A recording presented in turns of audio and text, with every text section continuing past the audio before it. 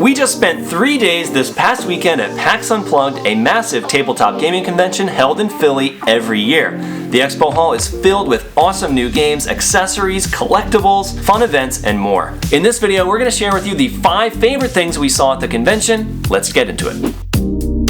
So I've been trying to chase these things down. If you are paying attention to the trading card game market at all, you've probably heard about Lorcana, the new trading card game from Ravensburger, featuring characters from Disney movies. When a new trading card game comes out, I like to buy a starter deck or two and at least get to play with it a little bit. So I've been looking for Lorcana, I have not been able to find it anywhere, and when I do, it's listed at 30 or 40 bucks a starter deck, which just isn't worth it. I kind of refuse to support scalpers. Like, if something's getting scalped, even if I want it really badly, I'm never in a million years gonna pay the marked up price. I just don't believe in that. But my search is over. At PAX Unplugged, Ravensburger was there. They had a booth, got there first thing in the morning on Sunday, and was able to buy 2 starter decks. So I have the 2 starter decks. I ripped them open so I could actually look at the cards. We are going to break these out and jam some games with them soon. So I'm very excited that the search for Lorcana is finally over. And we even got a nice little Pinocchio promo card. It's just nice to have them in the collection and get to experience this really hot game that everybody's been talking about. So Disney Lorcana, number 5. Number 4 is pin trading. These are at each of the merch booths. And what it is are 2 cork boards put out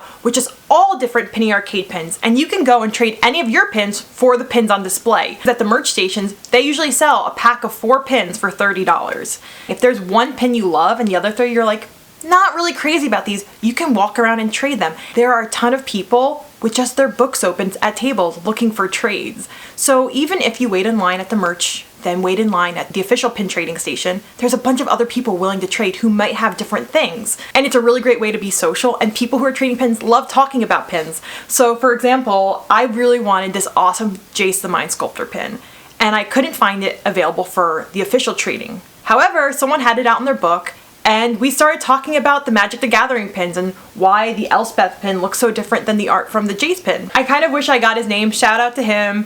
He traded this awesome pin I wanted. He got me the gold cassette tape, which was the exclusive at this year's PAX Unplugged. So shout out to that guy for just being awesome. So classic cardboard, you walk in, you see a bunch of old games on a table, they've got a TV set up playing old like 90s commercials of board games, you get this massive nostalgia hit. It was like, oh, I remember seeing the commercial for Gooey Louie as a kid, and I never played it, and I always thought... I had Gooey Louie. Great game, we played it. We played Gooey Louie twice, it took about 2 minutes to play, and it was like, this was awesome. This was so fun, just to get to play this thing from the 90s that, you know, you had heard about, maybe didn't get a chance to play. No Mousetrap there, unfortunately. There was Mousetrap. Oh, there was? Someone was playing it when we went in. Oh, I didn't even notice that. They had Mall Madness, they had Pretty Pretty Princess, that one where you shoot the marbles, that was always commercials in the 90s. Crossfire. Crossfire. Yeah, something like Crossfire. Hare and Tortoise, we played Can't Stop, and it was just nice, like this nice, and Labyrinth. And get this nice, like, wholesome experience. Get to experience some of the history of where the hobby has been. It was a lot of fun. That was a really cool room. We spent a lot of time in there.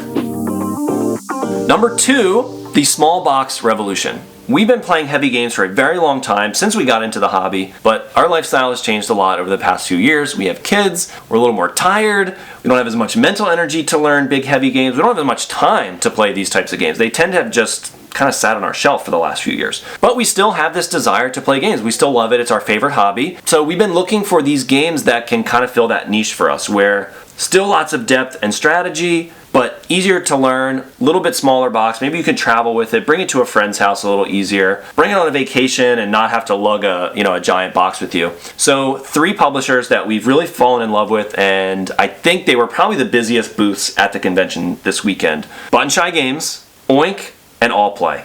And what they've all done is they've kind of settled on this like particular box size. So I'll just show you a couple real quick. This is a Button Shy Wallet game. Here, you can hold that one. This is an Oink game. And this is All Play.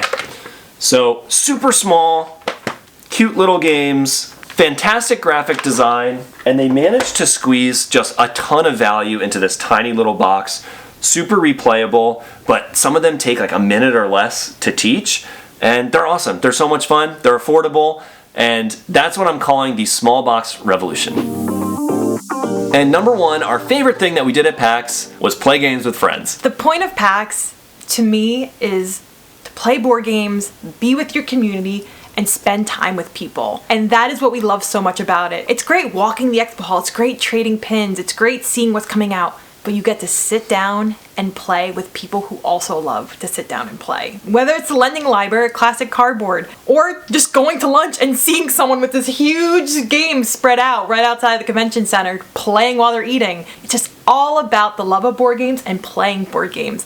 I think we played more games in 3 days than we've played in the previous 3 to 6 months. It's nonstop. As soon as we're done walking around the convention hall, we go to the free play area, we grab games from the lending library, and it's nonstop till it closes at midnight. It's not a recuperative trip at all. We're exhausted by the end of it, but it's an absolute blast to get like 6 months worth of game nights in a single weekend. That's what it's all about, and that's what we love to do. We look forward to it every year, and we can't wait to see you there next year. And if you like this video, don't forget to drop a like and consider subscribing for future board game videos just like this one, and we'll see you next time.